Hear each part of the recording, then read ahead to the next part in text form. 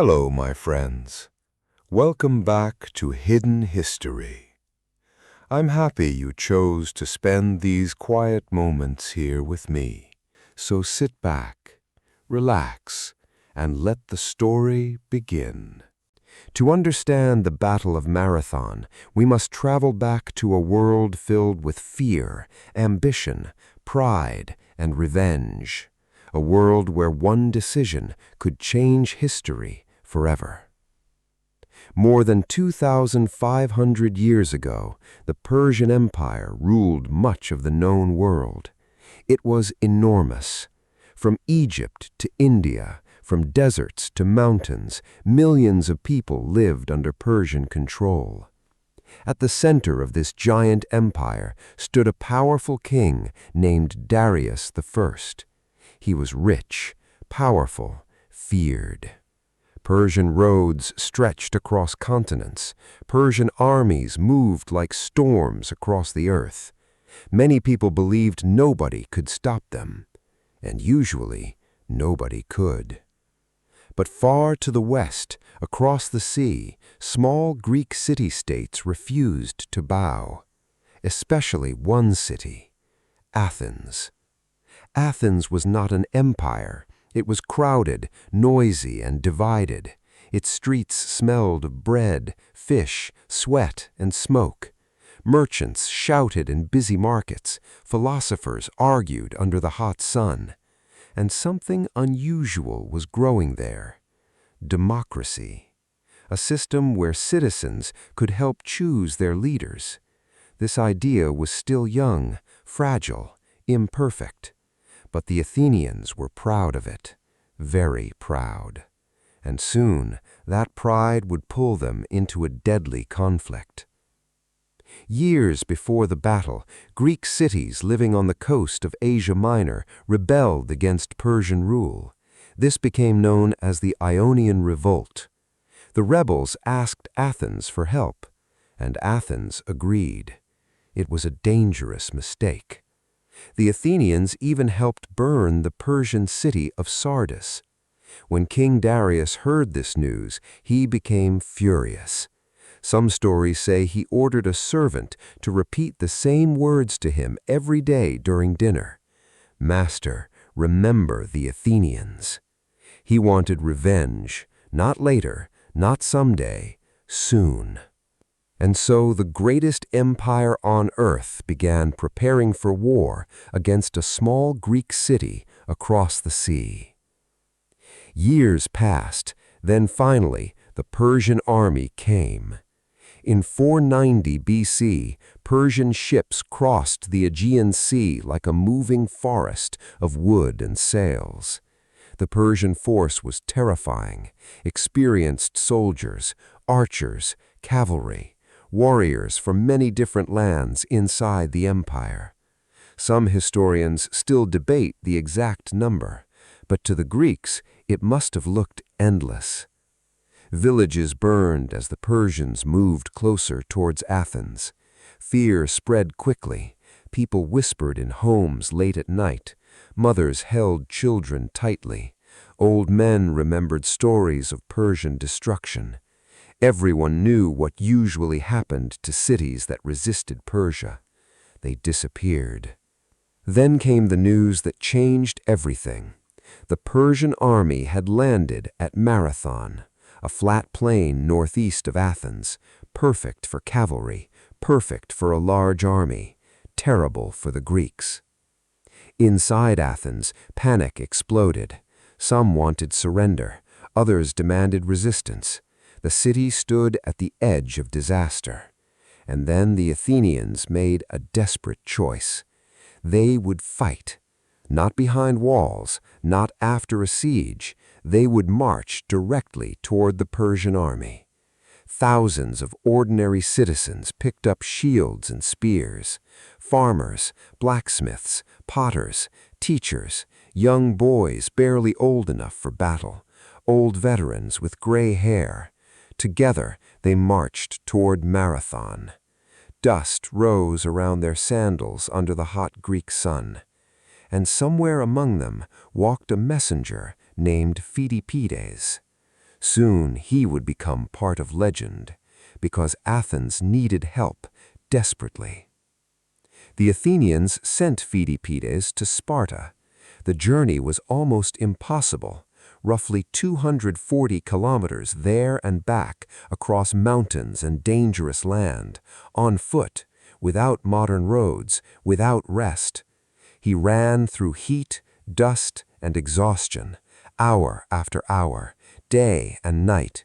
His legs burned, his lungs screamed for air, but he kept moving, because if Sparta refused to help, Athens might die. Finally, exhausted and covered in dust, he reached Sparta. But the answer was terrible. The Spartans could not come immediately because of a religious festival. They promised help later. But Marathon could not wait. Pheidippides turned around and began the long run back. Imagine his thoughts during that lonely journey: fear, hopelessness, exhaustion. He knew thousands of men were waiting for an answer, and the answer was not enough. Meanwhile, at Marathon, the Greek army stood facing the Persians across the plain. For days, neither side attacked. The waiting itself became torture. At night, soldiers stared into darkness, listening to distant sounds from the enemy camp. The crackle of fires, foreign voices, horses moving in the dark. Some men probably could not sleep at all. Others prayed silently.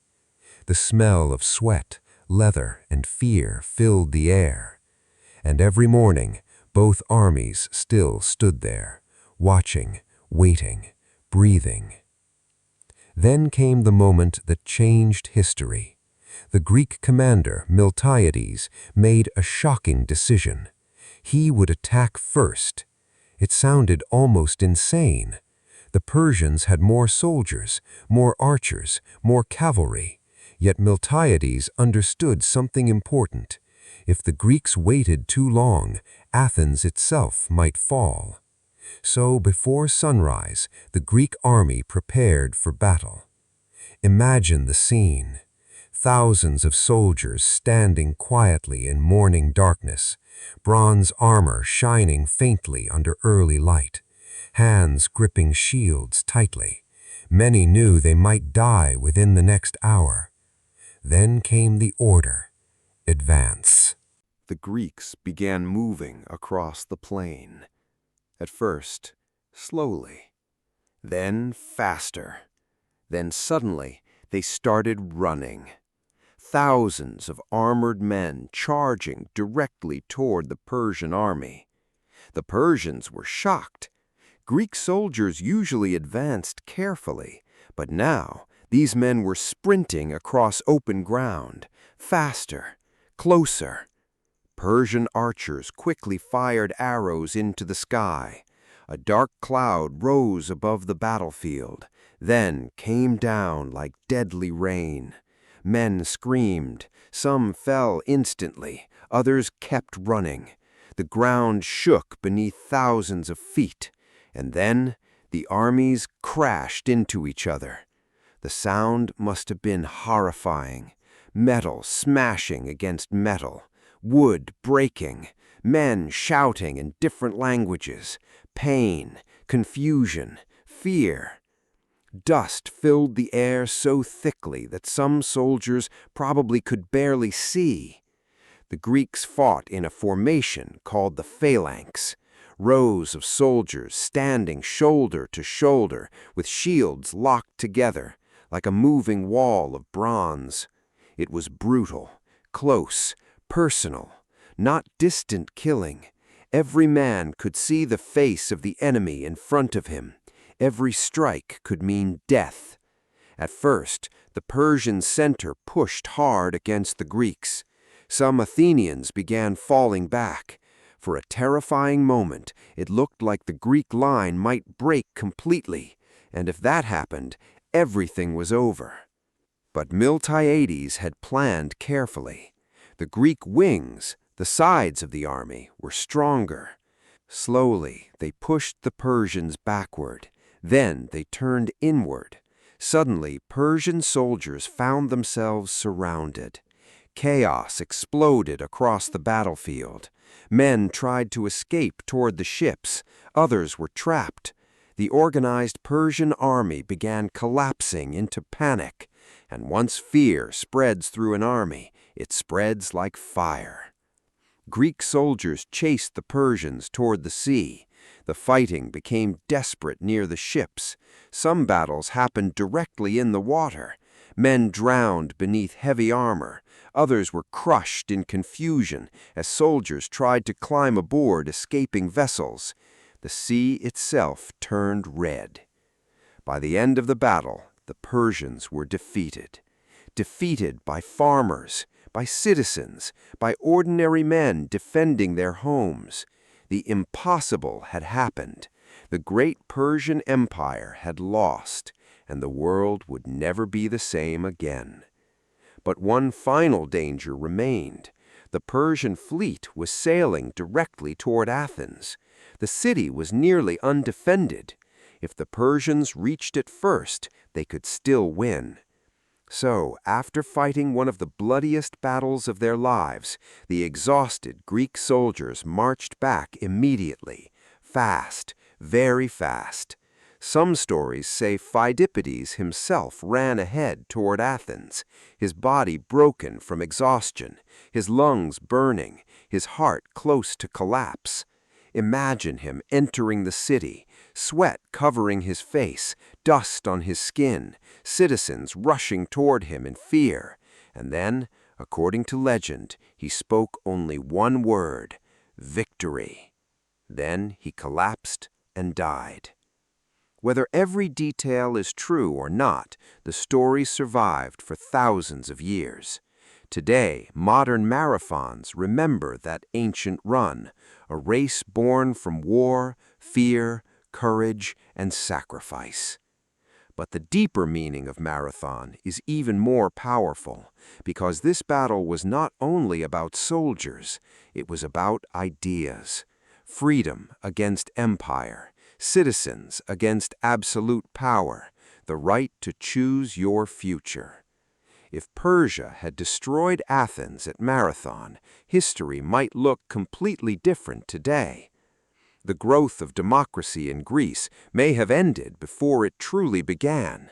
The ideas born in Athens later influenced Rome, then Europe, then much of the modern world, all because ordinary people refused to surrender. And perhaps that is the most emotional part of this story. Most of the men at Marathon are forgotten now. We do not know their names. We do not know their voices.